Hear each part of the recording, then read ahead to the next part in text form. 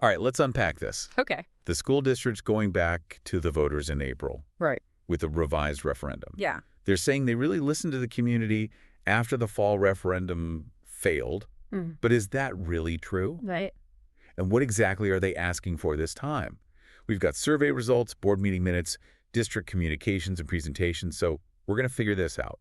Yeah, it's interesting. What's Yeah. really fascinating here is that after that November loss, the district didn't just sit back. Right. They immediately launched a school perceptions survey to truly grasp the community's perspective on the referendum. And over 865 people responded. Mm. For a local issue like this, Right. that shows just how much people care. Exactly. So did any of those responses really stand out? Absolutely. The survey showed a pretty high level of satisfaction with the district overall. Okay. Parents and community members were happy with the district's commitment to safety, Mm-hmm. the quality of their teaching staff, and the variety of programs they offer.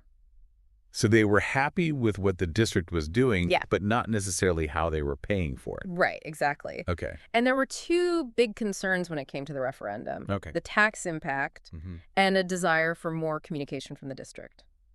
So they knew people were generally happy with the schools, Yes. but not thrilled about the price tag, Right. and maybe felt a little left out of the loop. Yeah, like they weren't being heard. That makes sense. So what did the district do with that information?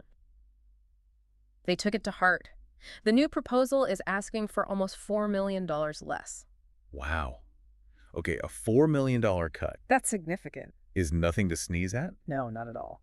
Where did they find those savings? Well, they started by implementing $1.1 million in budget cuts for the current school year. Okay. Then they added another $2.7 million in planned cuts over the next 4 years. Okay. But they also got creative. Okay. They found savings through adjustments to staff insurance, and they're also anticipating revenue growth from an increasing student population. So new families moving in. Exactly. More students mean more state funding. Gotcha.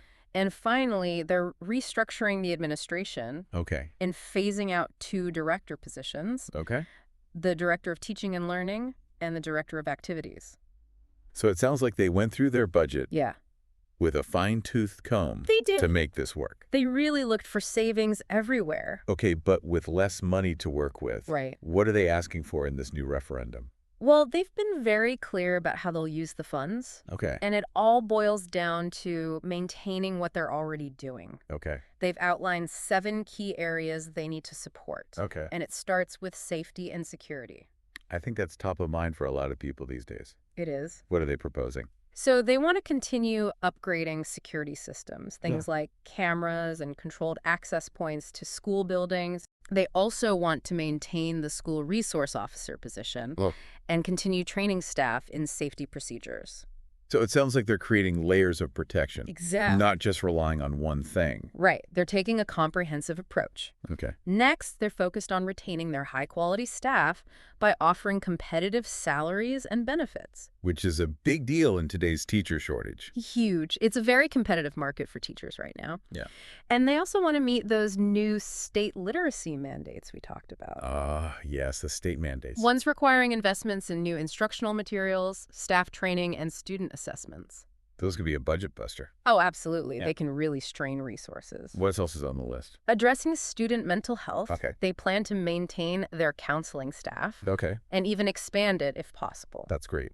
They also want to continue their social emotional learning programs and keep partnering with local mental health organizations for additional support. That's fantastic. And it's great to see them acknowledging that mental health is just as important as physical health, Absolutely, especially for kids these days. especially for kids these days. They're facing so many pressures. Yeah, what about special education? Yeah. I know those services can get expensive quickly. They can, and the district is legally and ethically obligated to provide for students with special needs, Right. and they're committed to doing that well. Okay. This means smaller class sizes, Mhm. specialized staff, and adaptive technologies. Yeah, it all adds up.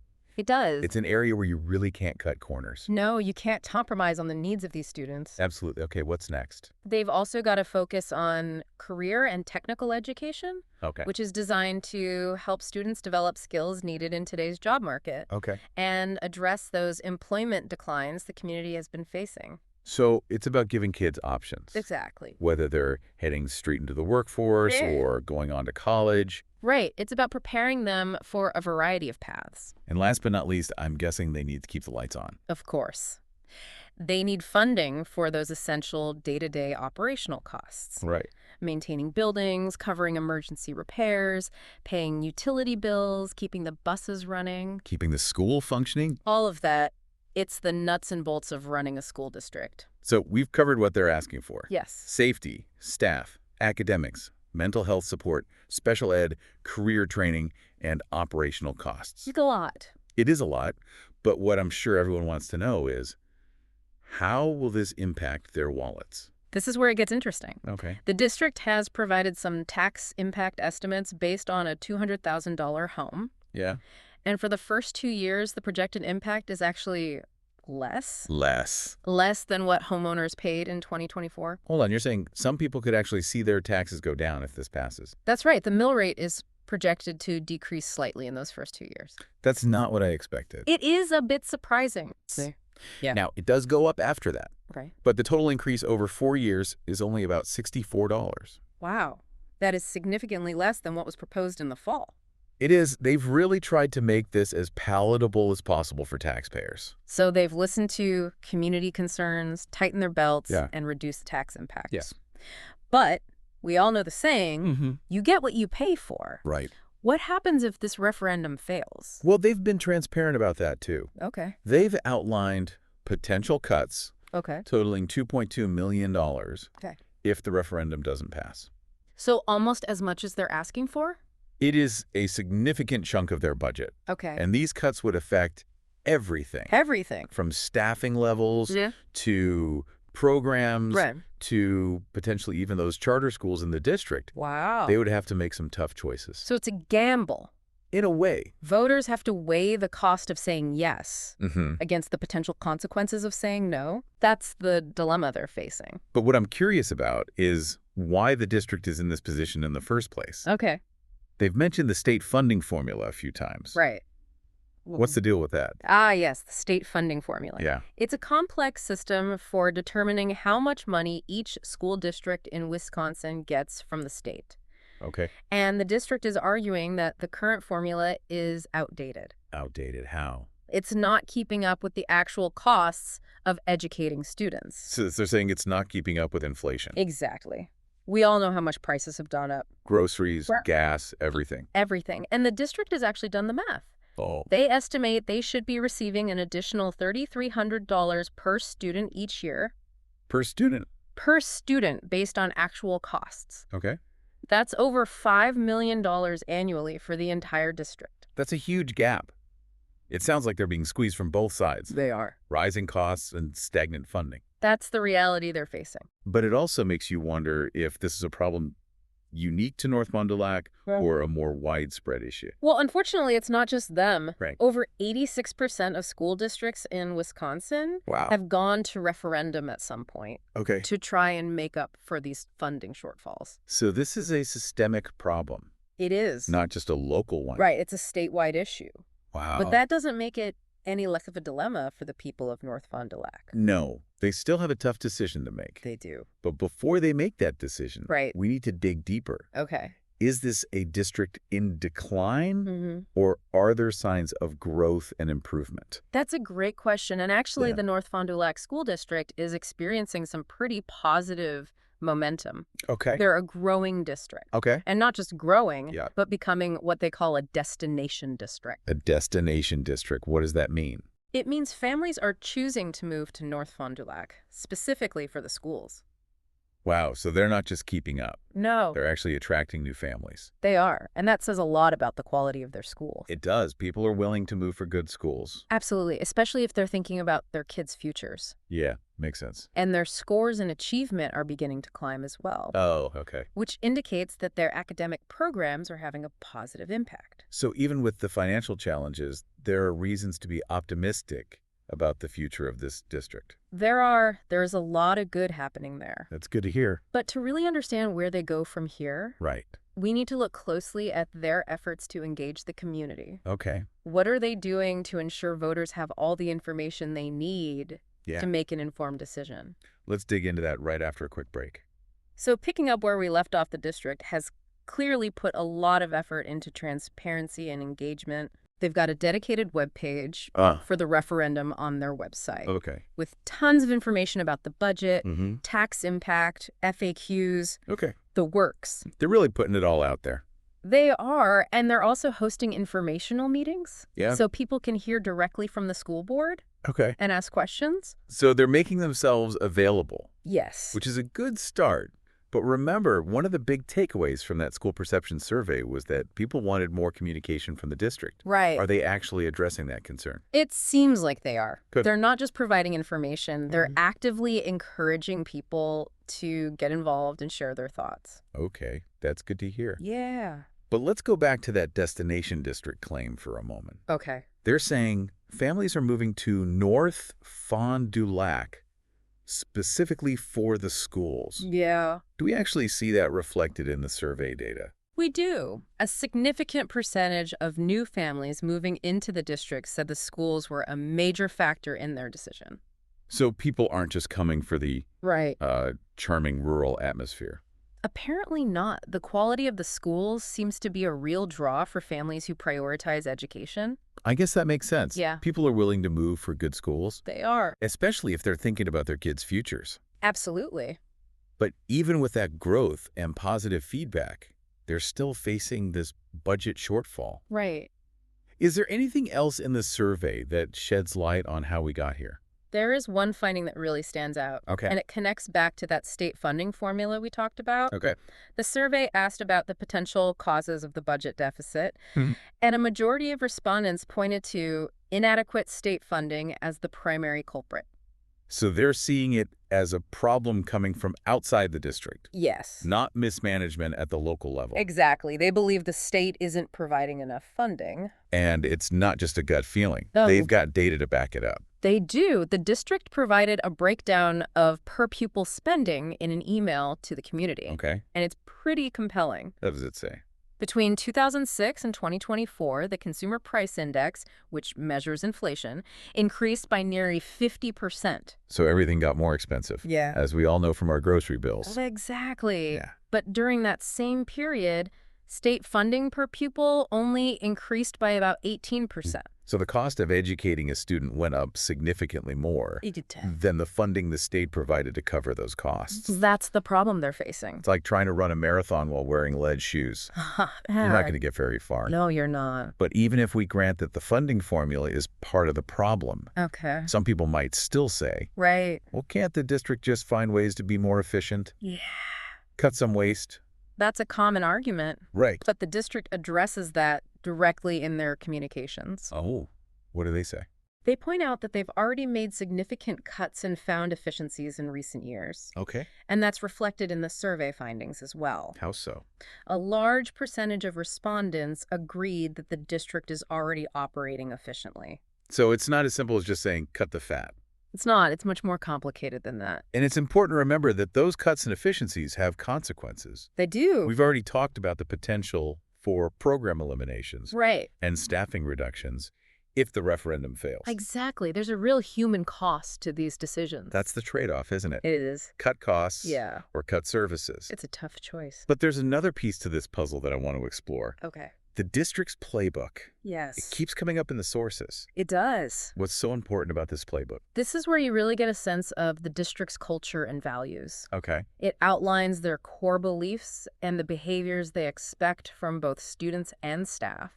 So it's like their guiding document. exactly. Here's their philosophy. Yeah. So it's not just about rules and regulations. No. It's about creating a shared sense of purpose. That's a great way to put it. And they're not just paying lip service to these values. No, they're not. They're embedded in everything they do, Yes. from classroom instruction to school operations. It's part of their DNA. Can you give us some examples of what's included in the playbook? Sure. They emphasize things like love, laughter, and empathy. Okay. They want to create a school environment where every student feels valued, Okay. supported, and inspired to learn. That sounds nice. It does, doesn't it? Yeah. They also talk about the importance of building positive relationships, fostering creativity, and encouraging a growth mindset. Those are some lofty goals. They are. But how do those translate into actual practices in the classroom? That's where their continuous improvement plan comes in. Okay. It outlines specific goals and metrics related to student engagement, achievement, and well-being. So it's not just about warm and fuzzy feelings. No. It's about measurable outcomes. Exactly. They've implemented programs and initiatives that promote social emotional learning, Okay. character development, and positive relationships. Okay. They're also focused on creating a culture of continuous improvement Okay. where everyone is striving to be the best version of themselves. It sounds like they're really trying to create a positive and supportive learning environment. They are. They're putting a lot of emphasis on the whole child, Okay. and they're using data to track their progress Okay. and make adjustments along the way. So they're not just hoping for the best. No. They're actually measuring their success. Exactly. That commitment to continuous improvement is a key part of their overall strategy. It is. But let's be realistic. Okay. Even with the best intentions and the most innovative programs, there are always challenges. That's true. What are some of the hurdles that North Fond du Lac is facing, even as they experience this growth and positive momentum? Well, one challenge they've highlighted is the need to address those employment declines we talked about earlier. Okay. They see the schools as playing a key role in reversing that trend. So it's about more than just educating kids. Yes. It's about revitalizing the community. It is. It's about creating a stronger future for everyone. And they're trying to do that through those career and technical education programs we mentioned before. Right. By equipping students with the skills they need to succeed in high-demand fields, they're essentially creating a pipeline of qualified workers for local businesses. That's the goal. So it's about aligning the curriculum with the needs of the local economy. Yes. But are these programs actually working? Are they making a difference? They've had some pretty impressive success stories. Oh, like what? They've highlighted partnerships with local businesses that provide students with hands-on experience Okay. and mentorship opportunities. That's great. Some students have even earned industry-recognized certifications Wow. while still in high school. That's awesome. It gives them a head start in the job market. So it's not just theory, it's real-world application. It is. That's a strong selling point for the referendum. It is. But let's be honest, even with all these positive developments, Yeah. some people are still going to be hesitant to vote for a tax increase. That's understandable. It's a tough time for a lot of people. But the district is making the case that this isn't just about raising taxes. It's about making a strategic investment in the future. That's their argument. Okay. That failing to invest in education could lead to even greater costs down the road. What do they mean by that? Well, think about the potential consequences if the referendum fails. Like what? If schools lose, teachers and programs suffer, property values could decline. Okay. Businesses might be hesitant to relocate to a community with struggling schools. Right. And families with young children might choose to move elsewhere, Yeah. further shrinking the tax base. So it's a domino effect. It could. Neglecting the schools could hurt the entire community in the long run. That's the risk. But even if people buy into that argument, Okay. voting for a referendum is still a leap of faith. It is. You're trusting the district to use the money wisely.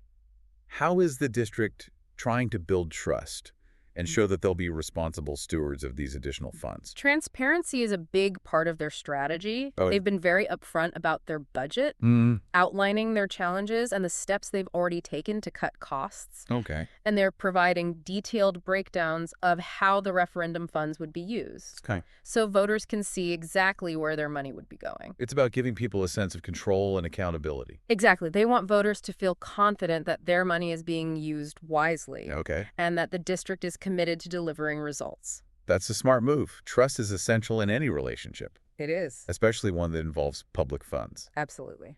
Now, before we move on, Okay. I want to shift gears and focus on the individuals at the heart of this story. Right. The students. Yes. We've talked about the budget, the referendum, and the district's communication strategy. Right. But let's not forget that this is all about creating opportunities for young people Absolutely. to learn and grow. It's about their future. What are we hearing from the students themselves? Okay. How are they feeling about the referendum and the potential impact on their education? Well, while the sources don't have a ton of direct quotes from students, Okay. you can feel their presence in the district's messaging. Okay. It's clear the district is trying to convey that students are aware of what's at stake and supportive of the referendum. They understand that this is about their future. They do. But are there any concerns or anxieties that students are expressing? There's definitely some uncertainty about what will happen if the referendum fails. Okay. The potential for cuts, larger class sizes, Yeah. and fewer resources is naturally worrisome for them. It's hard to focus on learning. It is. When you're worried about the future of your school, Absolutely. and the district is emphasizing that they're trying to create a stable and supportive learning environment. Right. But that's going to be a lot harder to do if they're constantly having to make cuts. It will be. It creates a lot of uncertainty and instability. So even if the referendum passes, Yeah, there's still a lot of work to be done there is. to ensure that all students feel safe, supported, and empowered to succeed. Absolutely. It's an ongoing process. And it's not just about academics. No. It's about creating a school climate where every student feels valued, respected, and included. That's essential. Now, before we wrap up this part of our deep dive, Okay. I want to address something that often comes up in conversations about education. Yeah. The issue of accountability. Okay. How is the district demonstrating that they're being effective stewards of taxpayer dollars? Yeah. How are they measuring their progress Right. and ensuring that students are actually learning? That's a great question. It's an important one. It is. And it's one that the district has been very upfront about in their communications. Okay. They're highlighting their commitment to data-driven decision-making and continuous improvement. Okay. They're tracking student achievement data, Okay. monitoring program effectiveness, and using that information to make adjustments along the way. So they're constantly evaluating and improving. So they're not just saying, Right. trust us, we know what we're doing. Exactly. They're actually showing their work. They are. They're being transparent about their process. And that's what it all comes down to, isn't it? It is. Results. Yes. At the end of the day, Yeah. it's about ensuring that students are getting a quality education Right? that prepares them for the future. That's the goal. And that's why this referendum is so important. It is. It's not just about funding a school district. It's about investing in the future of these students, Absolutely. the future of this community, Yes. and the future of our nation. Well said. Well, before we delve into the final part of our deep dive, Okay. I want to zoom out a bit Right. and look at the bigger picture. Okay. We've talked a lot about the North Fond du Lac School District, but this referendum is part of a larger conversation It is. about the state of public education in America. Absolutely. What are some of the broader trends and challenges Okay. that we need to be aware of? That's a great question. It is a big one. It is, and it takes us to the heart of some pretty fundamental issues. Like what? Public education in America is at a crossroads. A crossroads. We're facing a lot of challenges. Such as? Funding shortages, teacher shortages, achievement gaps, political polarization. That's a lot. It's a pretty daunting landscape. Are there any bright spots? Any reasons for optimism? Absolutely, there's incredible innovation happening in classrooms across the country. So it's not all doom and gloom. Not at all. Okay. There's a lot of energy and passion in the field of education. That's good to hear. And there's a growing recognition that we need to do better. Okay. That we need to create a system that works for all students, Right. regardless of their background or zip code. That's a powerful message. It is. It's about equity and opportunity for all. But how do we get there? That's the big question. It is. What are some of the key steps we need to take to improve public education in America? Well, one crucial step is to address the issue of funding inequity. Okay. We need to create a system that provides all students with access to high-quality education, regardless of where they live. So it's about leveling the playing field. Exactly. It's about ensuring that every child has a fair shot. And it's not just about money. No, it's not. We need to invest in our teachers, Absolutely. provide them with the support and resources they need to succeed, Yes. and create a culture that values and respects the teaching profession. That's essential. We need to attract and retain the best and brightest. It's about recognizing that teachers are the heart and soul of education. They are. They're the ones who make it all happen. And it's about engaging communities in the process. Absolutely. Parents, business leaders, community organizations. Everyone. Everyone has a role to play in supporting our schools. It's a collective effort. It is. It's about creating a shared sense of ownership and responsibility. And that's where the conversation needs to continue. It does. It's not just about voting on referendums. No. It's about having ongoing dialogue about how we can make our schools better for all students. It's about working together to create a brighter future. It's about building a future where every child has the opportunity to reach their full potential. Well said.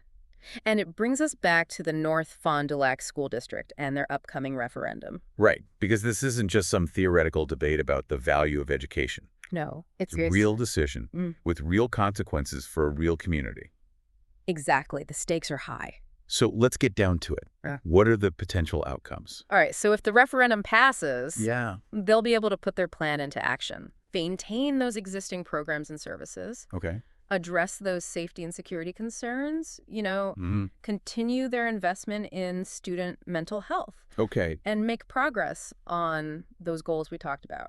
So it's a path towards stability. It is. And continued improvement. Exactly. But if it fails, well, they'll be forced to make those $2.2 million in cuts. Unfortunately, yes. Larger class sizes, fewer support staff, cuts to programs, and potentially even closing those charter schools. It's a tough reality. That's a much bleaker picture. It is. And it's not just about the immediate impact. Yeah. What are the long-term implications? Well, as we talked about earlier, neglecting the schools could have a ripple effect throughout the whole community. Like what? Property values could go down. Okay. Businesses might be less likely to invest in a community with struggling schools. Right. And families with young kids could decide to move elsewhere. So it's a downward spiral. Potentially, yes. Yeah. It's a risk voters will have to consider. They will. But even if it passes, it's not a magic bullet. Right. It's not a permanent fix. It doesn't solve everything. No, the state funding formula still needs to be addressed. This fight doesn't end on April 1st. It doesn't. This is just one step in a much longer process. This is one chapter in a much larger story. Exactly. It's a story about the value we place on education, the choices we make about our future. Yes. And the power of a community. It is. To make change. It's an important story. It is. And it's still being written. And that's what makes it so exciting. It is. It means we have the power to shape the ending. So to the listeners out there in North Fond du Lac, yes, we urge you, don't just vote on April 1st. No. Get involved. Yeah. Attend those meetings. Talk to your neighbors. Read the district's communication. Really wrestle with these issues. It's your community. The future of your schools. Your children. Your children is at stake. Make your voices heard. And even if you don't live there, this story has implications for all of us. It does. It's a reminder that public education is the cornerstone of a thriving democracy. An investment worth fighting for. It is. We all have a role to play. We do. In supporting our schools. Supporting our teachers. And creating a future where every child can reach their full potential. Because investing in education is investing in hope. It is. It's investing in the possibility of a brighter future for all. Absolutely. Well, that's it for this deep dive. Thanks for joining us. We'll see you next time.